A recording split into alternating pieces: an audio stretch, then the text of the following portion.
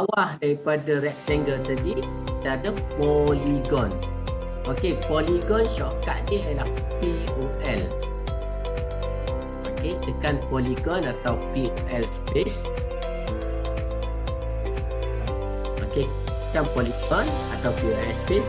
Okey, enter number of side ni buat space.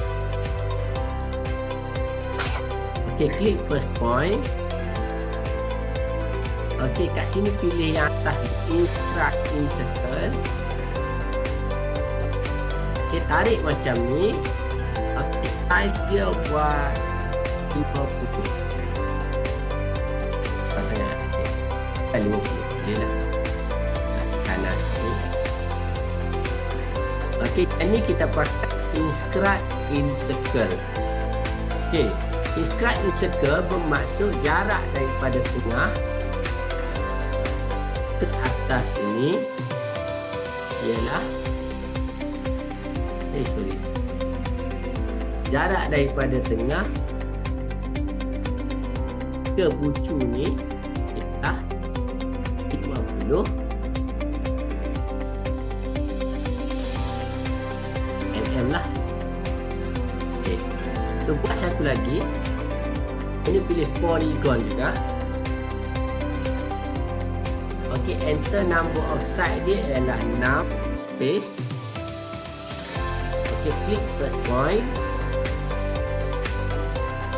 Okay, kali ni pilih circumscribe above circle.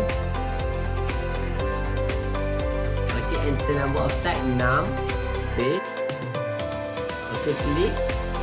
Okay, pilih circumscribe above circle. Okey, tolak ke atas macam ni. Okey, size dia buat 50. Okay.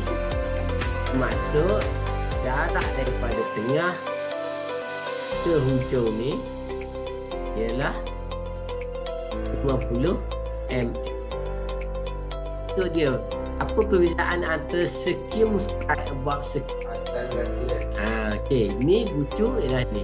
Okey, untuk nampak lebih jelas, cikgu buat satu center radius. Okey, daripada tengah ni tarik, cikgu buat size dia 50. Okey, nampak? Yang inscribe in circle ni dia berada dalam bulatan. Polygon tadi berada dalam bulatan. Okey, yang circumscribe above circle, okey, cikgu buat radius 50 dekat. Polygon dia berada di mana? Di luar. Di luar lah. Di luar daripada circle lah. Polygon. Yang ni polygon dalam. Kecil lah. Ini besar. Ini 50 daripada rata ke tengah.